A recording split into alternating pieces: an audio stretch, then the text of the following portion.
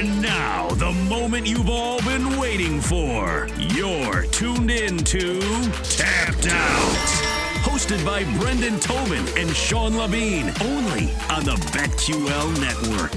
And the beat rolls on the BetQL Network with our producer, Jake Noaker, and of course, my co-host, Brendan Tobin. I'm the sports machine, Sean Levine. And let's welcome in friend of the show from Cageside Press. He is Eddie Law. And Eddie, we had Alexander Volkanovski on the show earlier today, and obviously he was confident. He was telling us, that once he wins this fight, everybody's going to have to talk about him. I'm curious about Islam.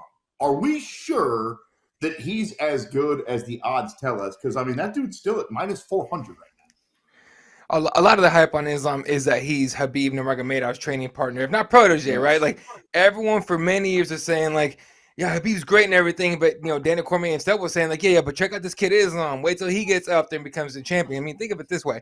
Like, Islam probably could have busted his butt and got in there for a title shot sooner than later. And instead, he kind of, held the reins back a little bit, let Khabib have his time. Khabib stepped out, retired, doing his own thing. And then it was like plug and play. Islam got it right in there and took the championship. And now we get an incredible matchup between two champions. And I don't understand why the odds are favoring Islam that much, but this is going to be a very, very it's going to be a war, guys. This is not going to be an easy fight for either guy. What do you think is the best path to victory for a guy like Alexander? Like, people are going to, look at that size difference and think that's going to be tough for him. He's been doubted a lot. He doubted in the Holloway fights too. So it's not something he's not used to. He's been in some uncomfortable positions. What do you think is the best path for success for him? Keep it on the feet, in my opinion. And now, keep in mind, a lot of people don't. Nobody talks about Islam's hands, but Islam has hands, right? But we've seen guys, guys knock him down before, land clean on him, and everything.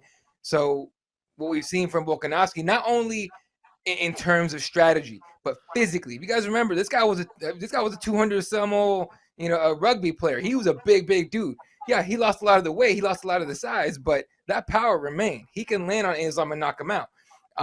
Outside of that Aussie heart, man. If you guys remember his fight against Brian Ortega had him in a guillotine, and it was. I was in the crowd. I showed up to watch Nick Diaz, but I stayed for that, obviously, that main event, their fight, and I was screaming my head off. I'm a jiu-jitsu guy, and I'm like, that's it. He's got to tap. And when he popped his head out, my jaw dropped.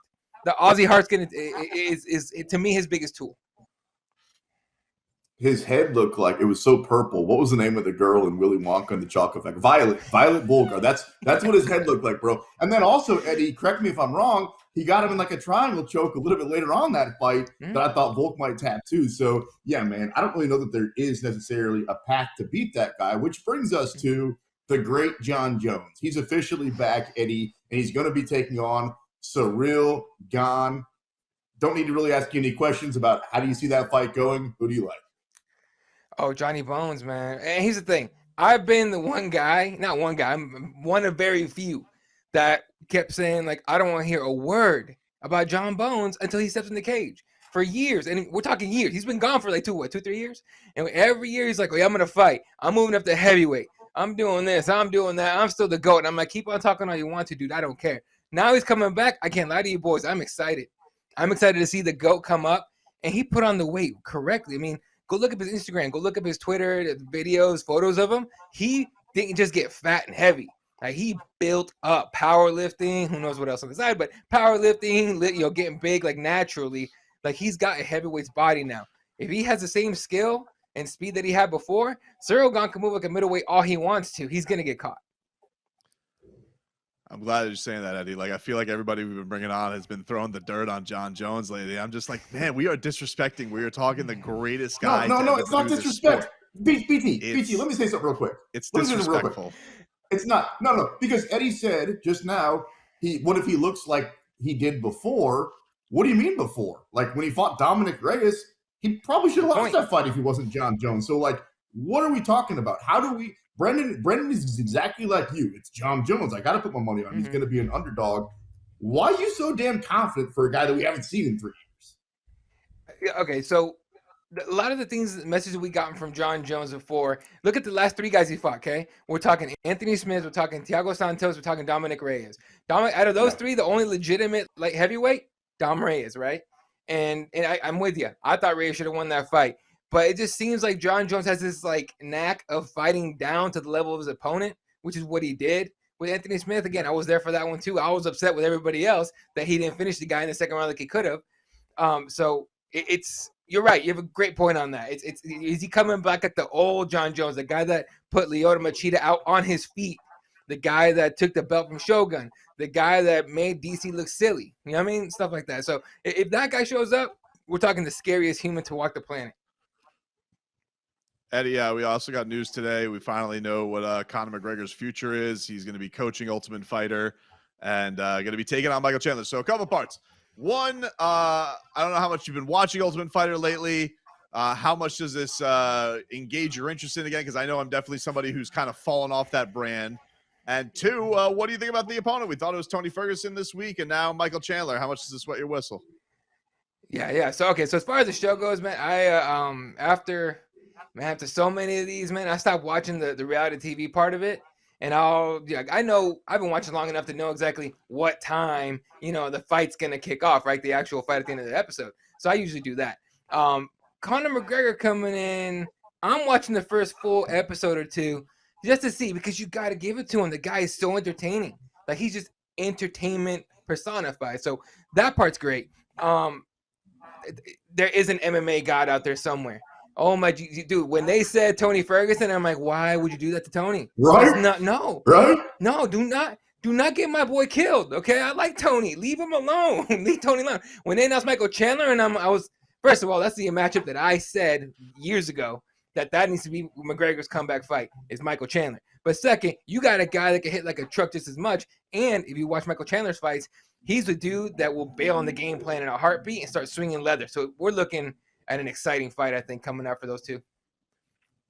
Talk a little fighting and make a little money here on the BetQL network. At eLaw32, Eddie Law from Cageside Press is our guest. Let's keep talking, bro, about some of these upcoming fights we're looking forward to. We're going to get a chance to see Israel Adesanya step back into the octagon with Alex Pereira, and the odds just baffle me. Like, I love Izzy. I mean, I literally have a canvas of him 2 inches in front of my face right now. He's one of my favorite fighters.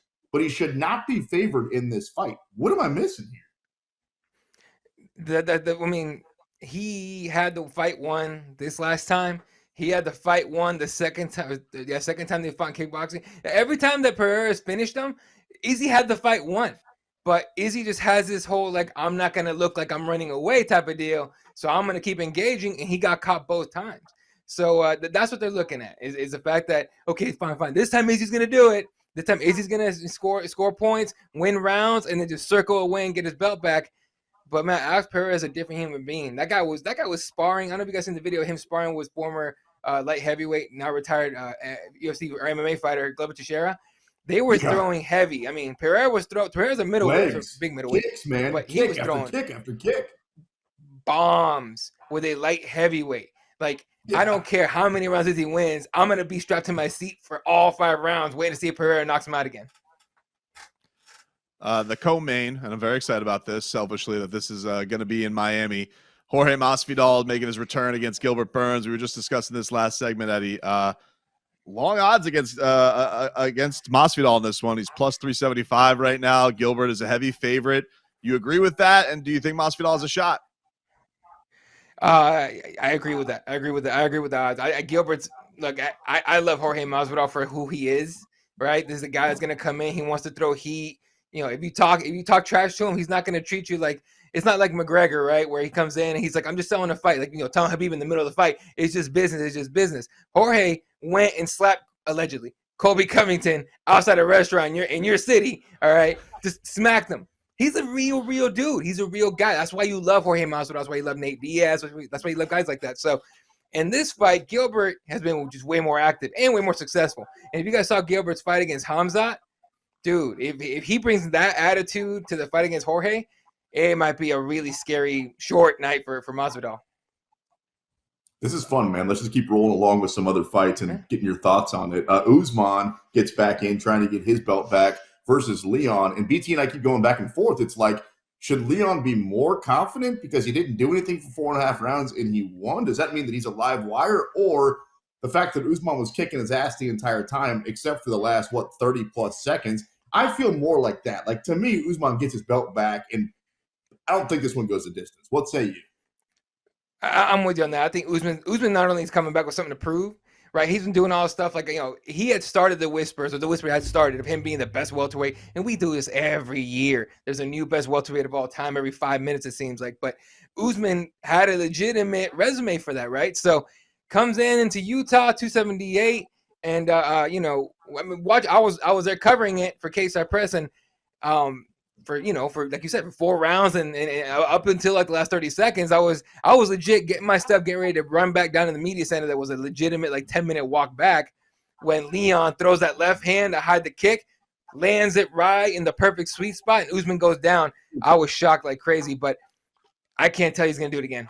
And I can't tell you he's going to be able to hold off Usman for 5 rounds this time. So I got Usman as well. And it's going to be entertaining at times and sometimes not, because I think Usman's going to be one of those guys that's like, all right, cool, I'm gonna hurt you, I'm gonna beat you up, but I'm gonna go back to my bread and butter, which is takedowns and ground and pound.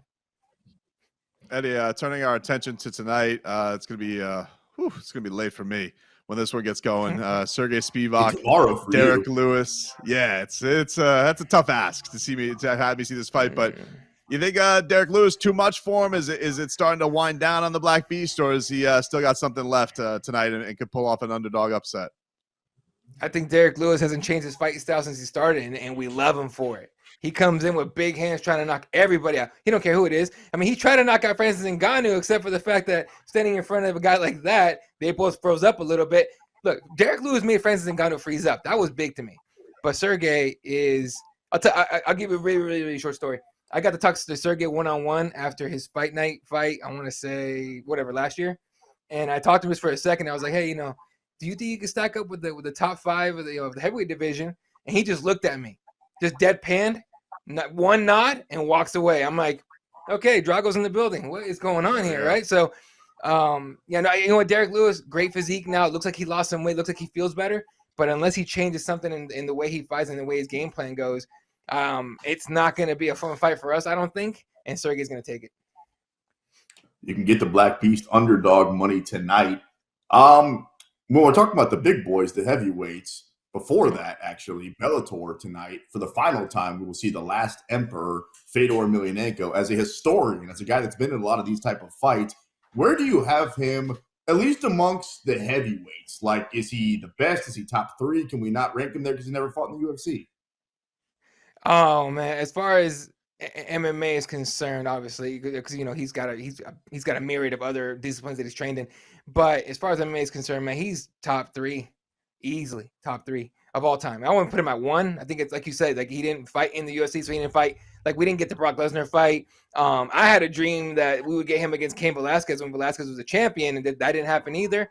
But if you look back at his resume, I mean, thank goodness for the internet, man. You can go back and watch his fights from Pride. Like, if you want, like, to me, would be the blueprint of a heavyweight fighter, it's Fedor. You go back and watch his Pride fights, all the fights that he had in what did he had? He had the Strikeforce ones. He had the all the other ones that he had. So 100% to me, he's top 3 of all time. The cool part about tonight is a lot of his former opponents are showing up to pay respect. So if you guys are watching Bellator 290, like you're gonna love that show of respect to give him. One more question before you get out of here about the big boys.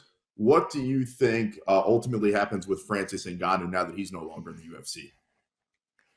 I think he comes back. I think he'd have a hard time finding the UFC. Yeah, I think he comes back. I think he's gonna box. He's definitely gonna box. Like, I mean, Eddie Hearn already. I don't know, how honest. We know how honest Eddie is when he comes to dealings, but Eddie Hearn already came out and said, like, yeah, I offered him no strings attached deal to fight Anthony Joshua. Not a fight we care for, but what are you gonna do?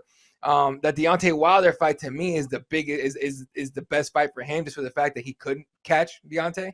But ultimately, I think he gets the Fury fight, and part of that might be me hoping that him as an MMA guy, and me a big fan of his, that he gets that payday and he can come back and have that that Conor McGregor-ish type of money where he could do whatever he wants. Because at that point, he comes back to the UFC, he goes, hey, man, I just fought. I made a bunch of money. Like, what you got for me? You want me to beat your new champion, Johnny Bones? Give me that fight. See what's up. But Nah, but I think he comes back. I think it's the UFC again. Little, he'll be gone for a little bit, but he'll be back. I'm with you on that one. Like, I think I'd rather see him fight Deontay Wilder because there's an outside shot he could win that fight. Fury, they'll probably dance around for a little bit, but then ultimately, I mean, you ain't beating Tyson Fury. Come on. All right, well, he is Eddie Law. He's great, and he's going to join us again soon because he's one of the best in the business. Thanks so much, brother. We appreciate you. Appreciate you, boys. Have a good night. I think when it comes to that fight, BT, the closer it gets, people are going to pay for the pay-per-view. Like, if we do end up seeing Fury versus Ngannou, it's just too good of a poster not to watch, right? Like King Kong versus Godzilla. You're paying for it, right? Fury can sell a fight, man. It's definitely going to have that freak show element to it. Coming up next, we'll tap out and we'll preview UFC 284 and try to make some money. You're locked into the BetQL Network.